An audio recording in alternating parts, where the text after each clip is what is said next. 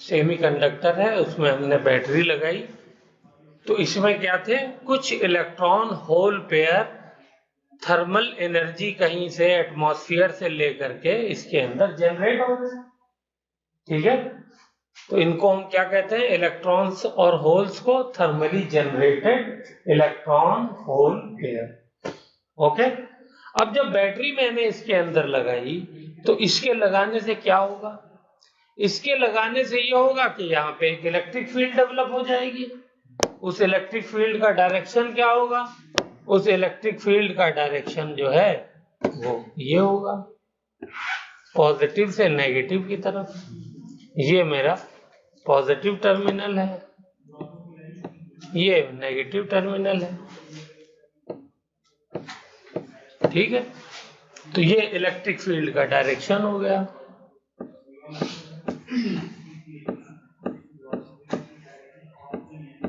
ये electric field का direction हो गया। अब इसके वजह से ये जो चार्जेस हैं इलेक्ट्रॉन और होल्स, इनके ऊपर क्या लगने लगेगा, एक फोर्स लगने लगेगा।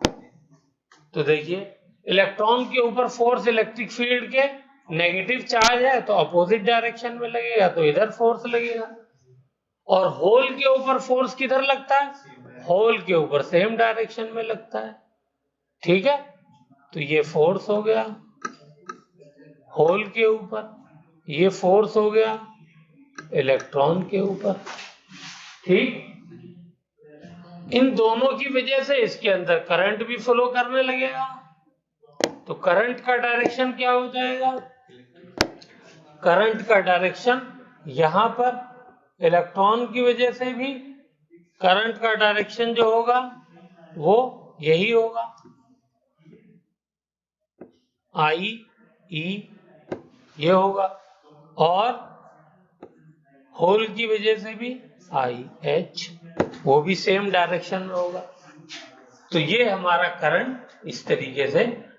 तो यहाँ पे दो करंट पैदा हुए, एक इलेक्ट्रॉन की वजह से, एक होल की वजह से। तो नेट करंट कितना हो गया, I net is equal to I E plus I H. ये इसके अंदर नेट करंट पैदा होगा। ठीक है, हम लोग थोड़ा सा, अच्छा ये हमारा सेमीकंडक्टर कैसा है बताइए, क्रिस्टल है, प्योर सेमीकंडक्टर है, इंट्रिंसिक, इंट्रिंसिक, इसको और क्या बोलते हैं, प्योर। ठीक है, सेमीकंडक्टर है। तो यहां पर इलेक्ट्रॉन का जो मास है और होल का मास है, इसमें मुझे बताइए कि mass of hole is greater than mass of electron। ठीक है, इस वजह से कि मोबिलिटी जिसको हम म्यू से रिप्रेजेंट करते हैं, ऑफ इलेक्ट्रॉन जिसको म्यू ई लिख देते हैं, is greater than mu H, mobility of whole.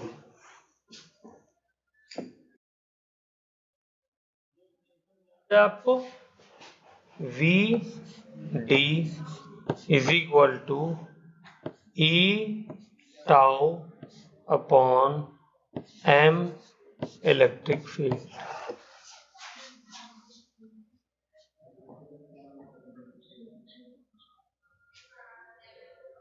Drift velocity वाले में हमने ये डेरिवेशन की थी। टाउ क्या है, रिलैक्सेशन टाइम, एम क्या है, मास ऑफ इलेक्ट्रॉन, ई क्या है, इलेक्ट्रिक फील्ड जो हमने अप्लाई की, ई क्या है, चार्ज ऑफ इलेक्ट्रॉन, ये हमने ड्राइव किया था। इसमें ये जो टर्म है E tau upon M, this is called mobility, where mu is equal to E tau upon M.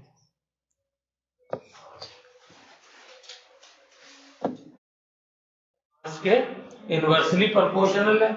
इसका मतलब मास बड़ा होगा तो मोबिलिटी कम हो जाएगी, और मास कम होगा तो मोबिलिटी बढ़ जाएगी। तो क्रिस्टल में मुझे बताइए सेमीकंडक्टर के अंदर कि जो इलेक्ट्रॉन है ये तो फ्री है, ठीक है ना, तो ये तो जैसे ही इलेक्ट्रिक फील्ड मिलेगी ये तो दौड़ना शुरू कर देगा। लेकिन होल जो है ये तो अभी फिक्स जगह पर है ना, कोई इलेक्ट्रॉन दूसरे बॉन्ड में से छूटेगा तब वो आकर के उस होल में इंसर्ट होगा, वो भी हो गया तो, नहीं हुआ तो नहीं हुआ। वो ये तो है नहीं कि पहले एक बॉन्ड में से इलेक्ट्रॉन निकला तो वो उस होल में ही आएगा, ऐसा भी हो सकता है ना है, ठीक है ना, वो फ्री हो जाए। तो इसका जो मूवमेंट है, होल की जो मोबिलिटी है, वो कंपैरेटिवली इलेक्ट्रॉन के कंपैरिजन में कम होगी, ठीक है, ये एक्सपेरिमेंटल भी फैक्ट है।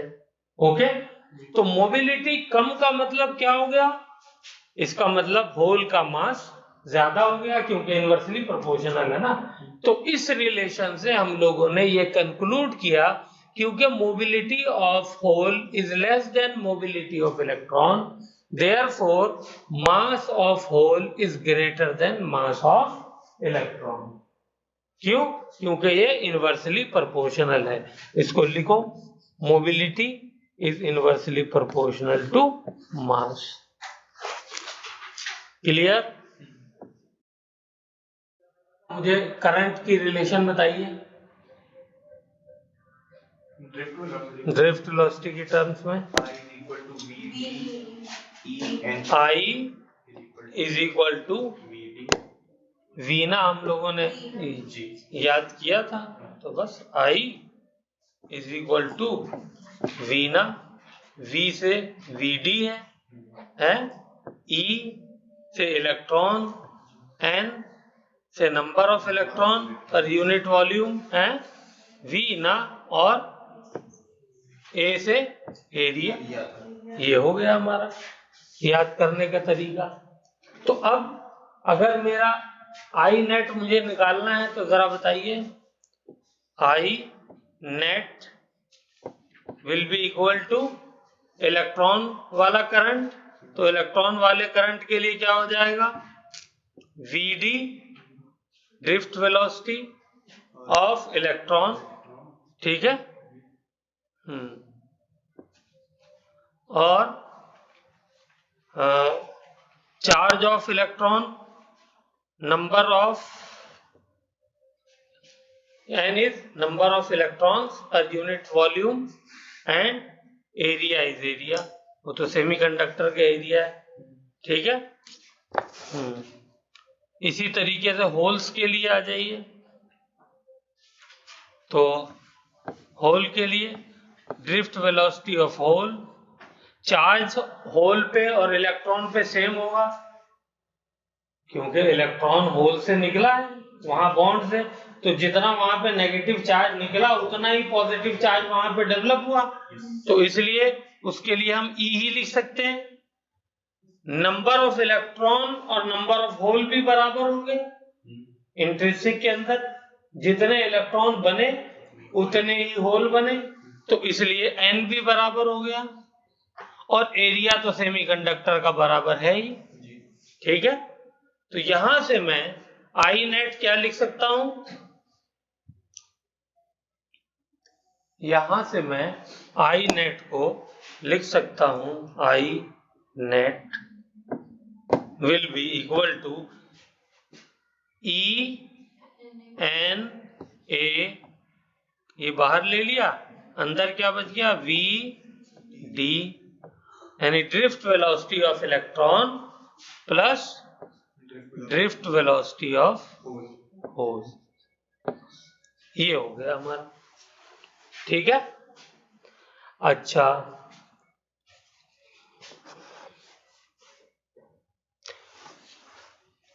यहाँ पे अभी हमने देखा इस फॉर्मूले के जरिए हम लिख सकते हैं क्या, drift velocity is equal to mobility into E. ये वाली टर्म क्या है, मोबिलिटी के बराबर है ना, तो यहाँ पर अगर इसकी जगह मैं मोबिलिटी लिख दूं तो क्या हो जाएगा, मोबिलिटी इंटू ई। तो मोबिलिटी इंटू ई ये यहां पर पुट कर दूं तो क्या बन जाएगा फॉर्मूला बताइए, is I net will be equal to E N A. तो mu D E drift velocity of electron की जगह क्या हो जाएगा, मोबिलिटी ऑफ इलेक्ट्रॉन।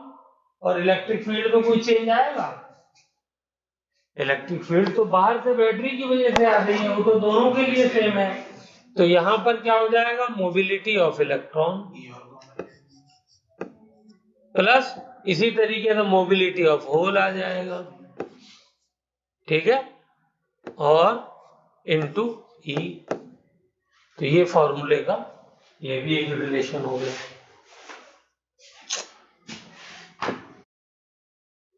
क्योंकि मोबिलिटी ऑफ इलेक्ट्रॉन होल की मोबिलिटी से बहुत ज्यादा होती है, इसलिए उसकी वजह से जो करंट होता है, current due to electron is much much greater than current due to holes. अब आ जाइए, इलेक्ट्रिक फील्ड मैंने अप्लाई की तो क्या हुआ कि एक इलेक्ट्रॉन जो बॉन्डेड वाला था, वैलेंस बॉन्ड वाला था, उसने क्या किया, अपने बॉन्ड को छोड़ा और आकर के वो अगले वाले होल में आगे, अगर उसके कोई होल था उसमें जाकर के रिकम्बाइन हो गया, ठीक है। तो इस रिकॉम्बिनेशन से दो चीजें हुई। क्या दो चीजें हुई, या सपोज मैंने इलेक्ट्रिक फील्ड अप्लाई नहीं की, या इलेक्ट्रॉन जो जनरेट हुआ बॉन्ड से नहीं जनरेट हुआ, फ्री इलेक्ट्रॉन था, और वो फ्री इलेक्ट्रॉन जाकर के किसी होल में जो पहले से मौजूद है, भाई होल भी मौजूद है, फ्री इलेक्ट्रॉन भी मौजूद है, वो क्या थर्मली जनरेटेड है, तो वो इलेक्ट्रॉन जाकर के होल से फिर रिकम्बाइन कर गया। तो उसकी वजह से क्या होगा, नंबर ऑफ इलेक्ट्रॉन और नंबर ऑफ होल्स कम हो जाएंगे। तो जब number of electron number of holes कम हो जाएंगे तो करंट जो है वो क्या हो जाएगा, करंट सेमीकंडक्टर के अंदर डिक्रीज कर जाएगा। एक काम ये हो जाएगा, क्योंकि number of electron number of holes कम हो गए, क्योंकि थर्मली जनरेशन और रिकॉम्बिनेशन दोनों प्रोसेस साथ में चलते रहते हैं, ठीक है। अगर हमको हीट मिल रही है बाहर से, एनर्जी एनफ मिल रही है, तो जनरेशन ज्यादा हो जाएगा, लेकिन अगर मैंने टेम्परेचर कम कर दिया तो जनरेशन कम हो जाएगा। जनरेशन कम हो जाएगा तो क्या होगा, इलेक्ट्रॉन का रिकॉम्बिनेशन हो सकता है बढ़ जाए, ठीक है ना। तो इलेक्ट्रॉन का रिकॉम्बिनेशन होल के साथ बढ़ जाएगा, तो इलेक्ट्रॉन होल पेयर का जो नंबर है वो डिक्रीज हो जाएगा, ठीक है। तो उससे क्या होगा, इलेक्ट्रॉन का जो नंबर डिक्रीज हो रहा है होल पेयर का, चार्ज पार्टिकल का, तो उससे जो करंट है सेमीकंडक्टर के अंदर वो डिक्रीज हो जाएगा। तो ये टेम्परेचर के ऊपर पूरा डिपेंड कर रहा है। टेम्परेचर हमने अगर कम किया तो इलेक्ट्रॉन का और होल का जनरेशन कम हो गया, बल्कि रिकॉम्बिनेशन शुरू हो गया, ठीक है। तो ये बात क्लियर हो गई।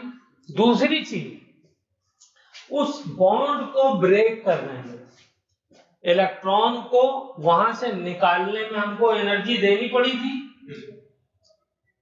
तो जब वो कंबाइन करेंगे तो एनर्जी रिलीज होगी। आई बात समझ में? तो इस बात को दिमाग में रखना है। ये जो एलईडी होती है जो हम लोग घर में यूज करते हैं, ये भी एलईडी है, तो सब एलईडी, उसमें यही फिनोमिना होता है। बैटरीज लगा करके हम लोग क्या करते हैं, इलेक्ट्रॉन और होल का रिकॉम्बिनेशन करवाते हैं। उससे क्या होता है, उससे एनर्जी रिलीज होती है, और वो एनर्जी जो रिलीज होती है वो फोटोन की फॉर्म में होती है। और फोटोन क्या होता है, एच न्यू फ्रीक्वेंसी। तो जैसी फ्रीक्वेंसी वाली हम एनर्जी रिलीज कराएंगे वैसा ही कलर अपीयर होगा। तो जो एलईडी अलग अलग कलर की नजर आती है उसका रीजन ये है, ठीक है। तो वो सब बहुत ही उसके साथ मैन्युफैक्चर की जाती है, ठीक है। ऐसी एलईडी का मतलब क्या है, लाइट एमिटिंग डायोड, ठीक है। तो ये रिकॉम्बिनेशन, इसको मैंने यहाँ पर बताया, लेकिन आगे इसको और पढ़ेंगे, तो ये याद रखना है। तो रिकॉम्बिनेशन जो है वो जब होगा तो एनर्जी रिलीज होगी, और वही अगर बॉन्ड से इलेक्ट्रॉन इजेक्ट होगा, निकलेगा, तो हमें एनर्जी बाहर से सप्लाई करनी पड़ेगी, ठीक है। रिकॉम्बिनेशन की वजह से कंडक्टिविटी कम हो जाती है, क्योंकि number of electron hole pair कम हो गए। ओके, तो ये चीज हमें याद रखनी है। चलिए, चाहे तो इस बात को लिख लीजिए। When free electron combines with hole, then the electron hole pair number decreases. Therefore, conductivity decreases.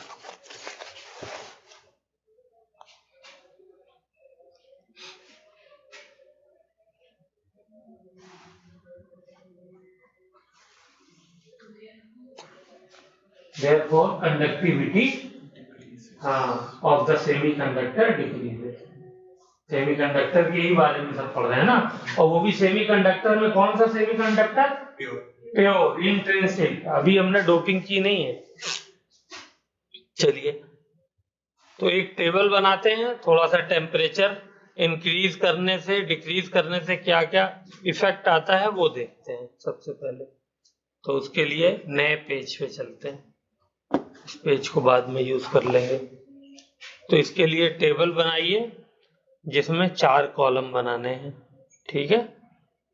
Let us form A table.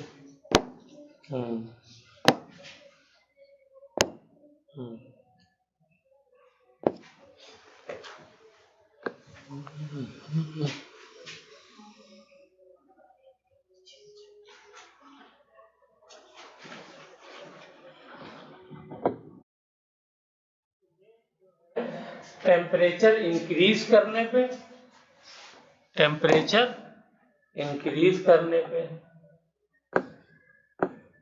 यहाँ पे हमने इंक्रीज किया, तो ये जो 4-5 प्रॉपर्टीज हैं, इलेक्ट्रॉन होल पेयर के ऊपर क्या इफेक्ट पड़ेगा, रैंडमनेस के ऊपर क्या पड़ेगा, रेजिस्टेंस के ऊपर क्या पड़ेगा, कंडक्टिविटी के ऊपर क्या इफेक्ट आएगा, ड्रिफ्ट वेलोसिटी के ऊपर क्या इफेक्ट आएगा, ये चीज हमको स्टडी करनी है। कंडक्टर्स के लिए भी, सेमीकंडक्टर्स के लिए भी। तो सेमीकंडक्टर्स के लिए मैं ये नंबर लिख देता हूं, 1, 2, 3, 4 and 5, या electron and hole pair short में लिख देता हूं। चलिए, ये दूसरा रैंडमनेस, रैंडमनेस ये आप समझ जाएंगे। तीसरा रेजिस्टेंस, और चौथा कंडक्टिविटी, और पांचवा ड्रिफ्ट वेलोसिटी। यही चीज यहां पर आएगी, 1, 2, 3, 4, 5। यही चीज यहां पर आएगी, 1, 2, 3, 4, 5। पहला क्या है, इलेक्ट्रॉन एंड होल पेयर। दूसरा क्या है, रैंडमनेस। तीसरा है रेजिस्टेंस। चौथा है कंडक्टिविटी, और पांचवा है ड्रिफ्ट वेलोसिटी। ये कब हम स्टडी करेंगे? टेम्परेचर डिक्रीज करके। इस केस में यहां पर भी इलेक्ट्रॉन एंड होल पेयर, ये हो गया रेंडमनेस, और ये हो गया रेजिस्टेंस, ये हो गया कंडक्टिविटी, और ये हो गया ड्रिफ्ट वेलोसिटी। बना लिया टेबल। अंदर टेम्परेचर इंक्रीज करेंगे तो इलेक्ट्रॉन होल पेयर के ऊपर क्या फर्क पड़ेगा? Any guess? कुछ भी फर्क नहीं पड़ेगा, नो इफेक्ट। क्यों? कंडक्टर के अंदर इतने ज्यादा इलेक्ट्रॉन्स हैं, फ्री वैलेंस बैंड और कंडक्शन बैंड दोनों भरा हुआ है। हमने टेम्परेचर इंक्रीज किया तो वैलेंस बैंड से कंडक्शन बैंड में जंप कर गया इलेक्ट्रॉन, लेकिन वहां इतने इलेक्ट्रॉन ऑलरेडी है कि वहां से वापस उसमें कोई आ जाएगा। ये तो है नहीं कि कंडक्शन बैंड खाली है, उसमें इलेक्ट्रॉन चला गया तो खो गया और फिर वापस नहीं आएगा। वहां तो ऑलरेडी भरा हुआ है, जाएगा तो कोई दूसरा ढूंढ रहा है कि जैसे ही खाली हो मैं जाऊं। तो इसलिए यहां कंडक्टर्स के अंदर टेम्परेचर इंक्रीज करने पे इलेक्ट्रॉन होल पेयर्स के नंबर का कोई फर्क नहीं आता है, no effect on the number. Clear हो गई बात? अब आ जाइए रैंडमनेस। रैंडमनेस बताइए क्या होती है? कि जो इलेक्ट्रॉन है वो कितना फ्रीक्वेंटली डिफरेंट डायरेक्शन में मूव कर रहे हैं, इसी को तो रैंडमनेस बोलेंगे। तो यहाँ पे नंबर ऑफ इलेक्ट्रॉन्स इतने ज्यादा हैं कंडक्टर के अंदर कि वो बहुत ज्यादा मूव करेंगे डिफरेंट डायरेक्शन में। तो इस वजह से क्या होगा? उनका कोलिजन भी बहुत ज्यादा होगा। तभी तो हमने पीछे करंट इलेक्ट्रिसिटी में पढ़ा था कि क्या हो जाता है, वो जो रिलैक्सेशन टाइम होता है टेम्परेचर इंक्रीज करने पे डिक्रीज कर जा रहा था, टाउ जो है वो डिक्रीज कर जा रहा था। तो यहाँ पे लिखिए रैंडमनेस क्या हो जाएगी? डिक्रीज हो जाए, रैंडमनेस इंक्रीज कर जाएगी। ठीक है ना? तो randomness will increase, randomness will increase, और बहुत ज्यादा इंक्रीज कर जाएगी। ओके? अब जब रैंडमनेस इंक्रीज कर जाएगी तो रेजिस्टेंस भाई कैसे डिक्रीज कर जाएगा? भाई इलेक्ट्रॉन जो जाना चाहिए था एक पर्टिकुलर डायरेक्शन में, वो उस पर्टिकुलर डायरेक्शन में ना जाकर के डिफरेंट डायरेक्शन में कोलिजन में ही वो लग गया। इसीलिए तो कंडक्टर्स के अंदर टेम्परेचर बढ़ाने पर रेजिस्टेंस इंक्रीज करता है। तो रैंडमनेस इंक्रीज होने की वजह से रेजिस्टेंस का क्या होगा? रेजिस्टेंस भी इंक्रीज कर जाएगा। क्यों? क्योंकि अब वो इलेक्ट्रॉन बजाय इसके करंट फ्लो करवाए, वो आपस में कोलिजन में ही डिफरेंट एटम से कंडक्टर के जो एटम्स इलेक्ट्रॉन निकलने के बाद बचता है उसको क्या कहते हैं? कर्नल।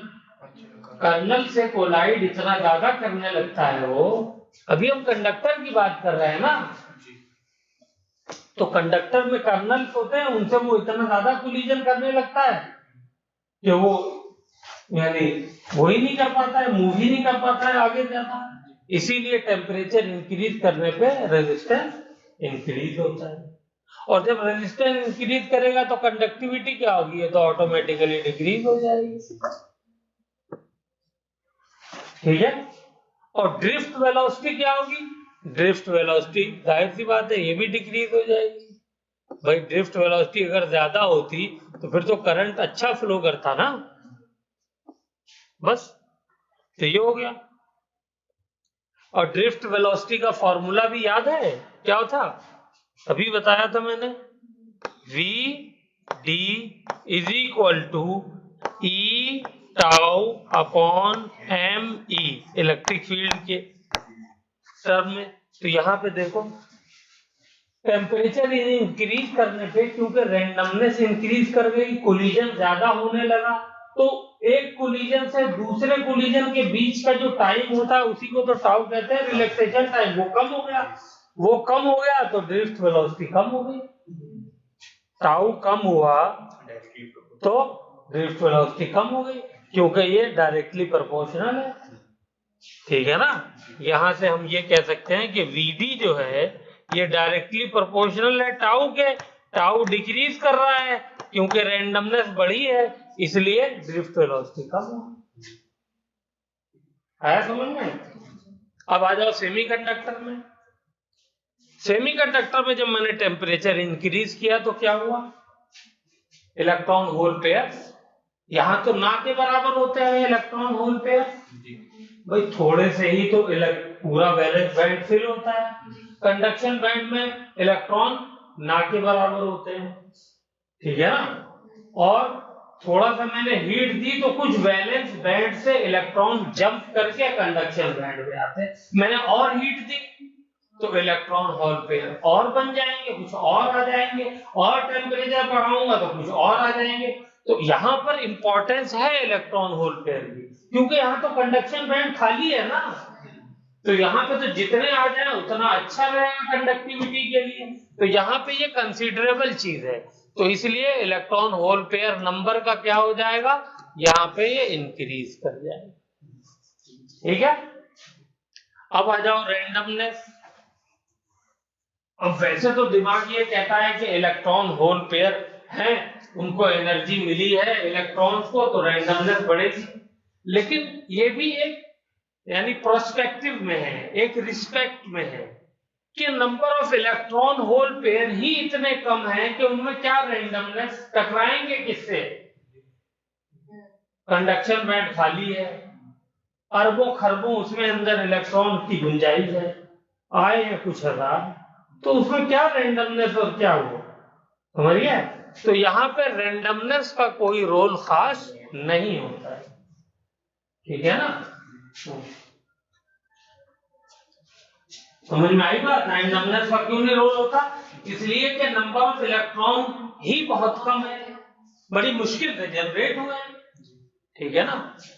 रेजिस्टेंस का क्या हुआ भैया? रेजिस्टेंस कम हो जाएगा।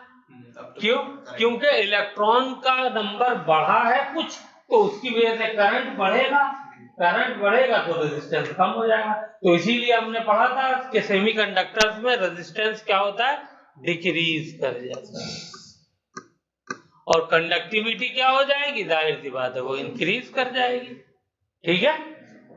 लेकिन ड्रिफ्ट वेलोसिटी के केस में ये डिक्रीज ही करती है, क्योंकि कुछ ना कुछ रैंडमनेस तो बढ़ती है ना, तो टाउ कुछ ना कुछ कम हो जाएगा, तो इसलिए हम इसको ड्रिफ्ट वेलोसिटी के लिए क्या लेते हैं कि ये डिक्रीज ही कर रही है। ओके। अब इसका उल्टा यहाँ पे कर दो, टेम्परेचर डिक्रीज करने पे। इलेक्ट्रॉन होल पेयर का तो कुछ भी नहीं है, टेम्परेचर डिक्रीज किया तो रैंडमनेस डिक्रीज हो गई, इसीलिए रेजिस्टेंस क्या हो गया, डिक्रीज हो गया, इसीलिए कंडक्टिविटी क्या हो गई, इंक्रीज हो गई, इसीलिए ड्रिफ्ट वेलोसिटी क्या हुई, इंक्रीज हो गई, ठीक है। टेम्परेचर डिक्रीज करने पे, इसीलिए कंडक्टर्स क्या होते हैं, एक टेम्परेचर पे आकर के लो करते हैं तो सुपर कंडक्टर बन जाते हैं, समझ गए? क्योंकि रैंडमनेस उनकी बहुत कम हो जाती है, बिल्कुल ठंडे पड़े होते हैं एकदम खामोशी के साथ, कोई झगड़ा नहीं कर रहा है इधर उधर। लेकिन जैसे ही आपने बैटरी लगाई तो वो स्ट्रीम लाइन में फ्लो एक डायरेक्शन में करने लगते हैं, वो झगड़ा घूम जाता है उनका, समझ गए? तो इसलिए वो सुपर कंडक्टर की तरह बिहेव करते हैं, कुछ बचता ही नहीं। हाँ, समझ गए? और यहाँ पर क्या होता है, यहाँ पर इलेक्ट्रॉन होल पेयर कम हो जाएगा, रैंडमनेस का तो कोई रोल है ही नहीं। तो जब इलेक्ट्रॉन होल पेयर कम हो गए तो रेजिस्टेंस बढ़ जाएगा, क्योंकि फ्लो करने के लिए इलेक्ट्रॉन ही कम बचे हैं, यहाँ पे है ही नहीं, पैदा ही नहीं हो रहे, कम हो रहे हैं, इसलिए कंडक्टिविटी क्या हो जाएगी, डिक्रीज हो जाएगी। और ड्रिफ्ट वेलोसिटी क्या हो जाएगी, ड्रिफ्ट वेलोसिटी के लिए रैंडमनेस का कोई रोल नहीं है, तो इसको चाहे तो लिख दो, ये भी इंक्रीज करके, क्योंकि कुछ ना कुछ तो रैंडमनेस कम होगी, ठीक है। तो नेग्लिजिबल ही, हाँ नेग्लिजिबल ही रहेगा, यस। लेकिन अगर पूछ ले कि कुछ फर्क क्या पड़ता है तो हम कह देंगे। इंसुलेटर में क्या हुआ, इंसुलेटर में टेम्परेचर आप बढ़ाओगे तो इलेक्ट्रॉन होल पेयर यहां पे भी नंबर कुछ ना कुछ इंक्रीज करेगा। भाई आपने हीट किया तो कुछ ना कुछ तो बॉन्ड टूटेंगे ना, लेकिन उनका नंबर क्या होता है, negligible, but it's number is negligible, very small. Okay,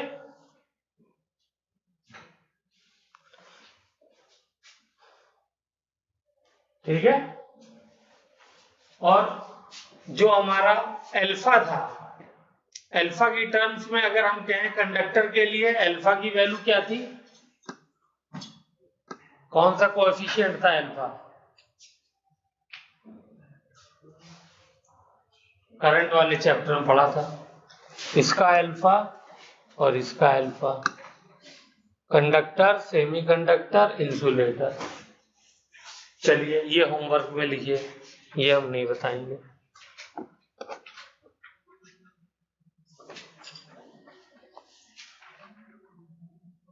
नहीं याद आया, सोच लो, अभी रिवीजन किया तुमने, अभी यही रिवीजन है।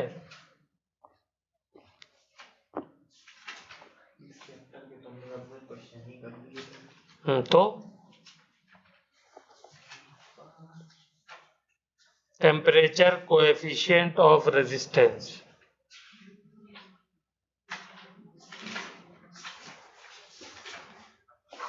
इसकी वैल्यू होती है पॉजिटिव, इसकी होती है negative,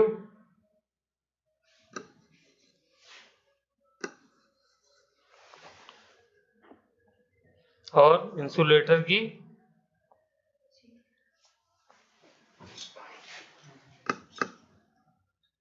negative but very small.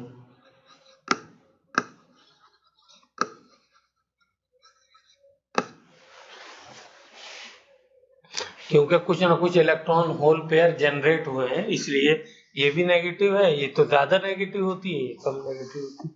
इसको पढ़ के कल बताना। चलिए, तो यहाँ पे ये हमारा एक टेबल इंपॉर्टेंट खत्म होती है, ठीक है। इसका जो है वो एक स्क्रीनशॉट हम लोग ले लें तो ये काम आएगी।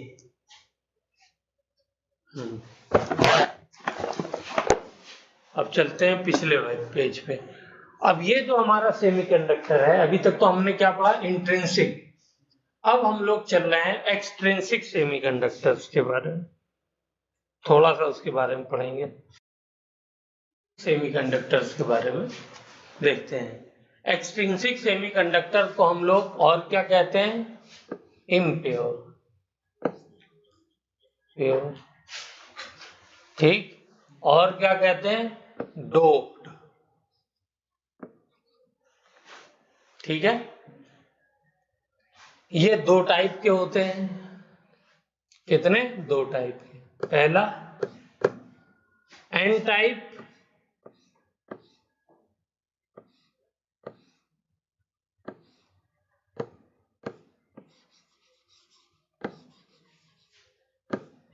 दूसरा पी टाइप।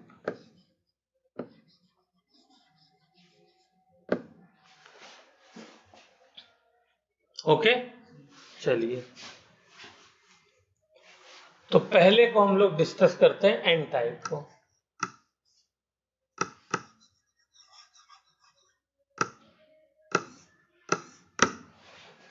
एन टाइप के अंदर जो डोपिंग की जाती है वो की जाती है, it is doped by pentavalent impurity, pentavalent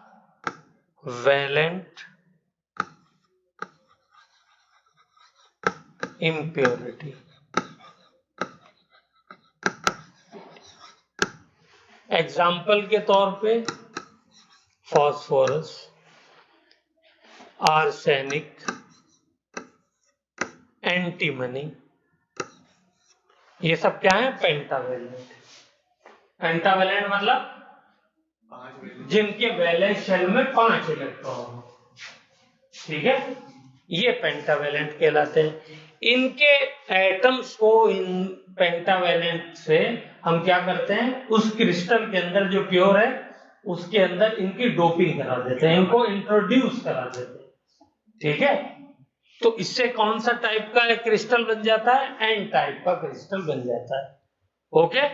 इसके अंदर दूसरा पॉइंट इसी में, ये अगर मैं पहला पॉइंट बना दूं एन टाइप का, तो दूसरा पॉइंट क्या हो जाएगा, दूसरा पॉइंट ये हो जाएगा कि इसके अंदर नंबर ऑफ इलेक्ट्रॉन्स पर यूनिट वॉल्यूम जो है वो बहुत बहुत ज्यादा हो जाते हैं नंबर ऑफ होल्स पर यूनिट वॉल्यूम से, ठीक है। इसके अंदर यानी नेगेटिवली चार्ज जो पार्टिकल है, चार्ज कैरियर है, ये बहुत ज्यादा हो गया। इसी से आप याद भी कर सकते हैं एन माने नेगेटिव, तो ये आप दिमाग में अपने याद रखने के लिए कर सकते हैं। जिसमें इलेक्ट्रॉन ज्यादा, नेगेटिवली चार्ज पार्टिकल ज्यादा, उनको हम क्या कहते हैं, एन टाइप, ठीक है। और ये चार्ज इलेक्ट्रॉन ज्यादा कैसे आता है, तो जब हम कोई एक, मान लीजिए सिलिकॉन लिया या जर्मेनियम लिया या गैलियम लिया, ये सब कौन से ग्रुप के हैं, 14th ग्रुप के हैं, कार्बन वाले जी। उसमें 4 वैलेंस शेल में इलेक्ट्रॉन होते हैं, तो ये 4 वैलेंस शेल किसी एक सिलिकॉन को रिप्लेस किया तो वहां पे फास्फोरस जाएगा, तो फास्फोरस जब वहां पे जाएगा उस सिलिकॉन को रिप्लेस करेगा, इंट्रोड्यूस किया ना आपने, डोप किया, तो क्या करेगा, उस क्रिस्टल में सिलिकॉन की जगह खुद को जाके फिट करेगा। जब खुद को फिट करेगा तो फिट करने के लिए उसके पास 4 ही इलेक्ट्रॉन होने चाहिए, क्योंकि सिलिकॉन के पास 4 है। तो 4 इलेक्ट्रॉन कब बनेंगे, जब वो अपना एक इलेक्ट्रॉन पहले से कहीं छोड़ दे। तो वो क्या करता है फास्फोरस, कि अपना एक इलेक्ट्रॉन छोड़ देता है जो कि क्रिस्टल के बीच में पड़ा रहता है, ऐसे फ्री इलेक्ट्रॉन बन जाता है वो, और फास्फोरस P+ की फॉर्म में जा करके वहां पर, हाँ, उस सिलिकॉन की जगह पर फिट हो जाता है। अभी वो स्ट्रक्चर वगैरह बनाएंगे तो और क्लियर हो जाएगा। तो वही इलेक्ट्रॉन का नंबर एक्स्ट्रा हो जाता है। अब कितने नंबर ऑफ इलेक्ट्रॉन हो जाएंगे, जितने हमने फास्फोरस की डोपिंग कराई है, ठीक है ना। तो जितने हम फास्फोरस की डोपिंग कराएंगे उतना ही ज्यादा हमारे पास चार्ज का, इलेक्ट्रॉन का नंबर बढ़ता चला जाएगा। तो जितना चार्ज बढ़ेगा उतनी कंडक्टिविटी बढ़ेगी। तो अब हमारे हाथ में आ गया कंट्रोल, हम उसको कितना ज्यादा कंडक्टिंग बनाना चाहते हैं, हम उतनी ज्यादा हम डोपिंग करा देंगे, तो उसमें उतना ज्यादा फास्फोरस इंट्रोड्यूस कराने पड़ेंगे, तो उतना ही ज्यादा उसमें इलेक्ट्रॉन एक्स्ट्रा आ जाएगा। बाकी जो थर्मली जनरेटेड होगा वो तो होगा ही, अलग से हम लोग इलेक्ट्रॉन पैदा कर रहे हैं ना, हर फास्फोरस के बदले में एक इलेक्ट्रॉन, हर फास्फोरस के बदले में एक इलेक्ट्रॉन। तो ये तो मेरे ऊपर है कि मान लीजिए एक क्रिस्टल है, उसके अंदर 10⁻23 क्या है, सिलिकॉन एटम है, यानी 1 मोल सिलिकॉन एटम है, तो उसके अंदर मैंने 10⁻20 फास्फोरस डाल दिए, तो 10⁻20 इलेक्ट्रॉन भी तो एक्स्ट्रा आ गए। तो इसलिए, और होल कितने रहे, होल तो वही रहे गिने चुने जो सिलिकॉन में पैदा हुए थे, वो मुश्किल से 1000 या 10,000 या लाख में होंगे बस, ठीक है ना। तो कितने ज्यादा हो गए, ये बिलियन एंड ट्रिलियन में हो गया, वो मिलियन में भी नहीं पहुंच पाया, तो इसलिए इसका नंबर बहुत ज्यादा होता है, ठीक है। चलिए, तो इसीलिए हम जो ये है इलेक्ट्रॉन, इसको मेजॉरिटी चार्ज कैरियर कहते हैं। तो ये यहां पर एन टाइप में क्या हो जाता है, Ne इलेक्ट्रॉन इज, या Ne नहीं, ये कहिए, हाँ, electron is majority charge carrier, ठीक है। And hole is minority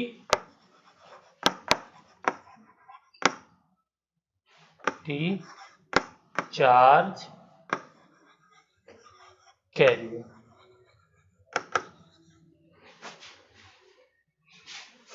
okay, तो इसकी वजह से करंट भी क्या होगा, therefore current due to electron will be much greater than current due to hole. तो ये एन टाइप क्रिस्टल की सारी प्रॉपर्टी हो गई। अब ये क्रिस्टल कैसे बनता है, फिर उस क्रिस्टल में हम बैटरी लगाएंगे तो किस तरीके से काम करेगा, क्या होगा, वो सारी चीजें हम लोग नेक्स्ट क्लास में करते हैं। ठीक है, चलिए, तो आज की क्लास यहीं पे ऑफ करते हैं, यहीं ऑफ करते हैं।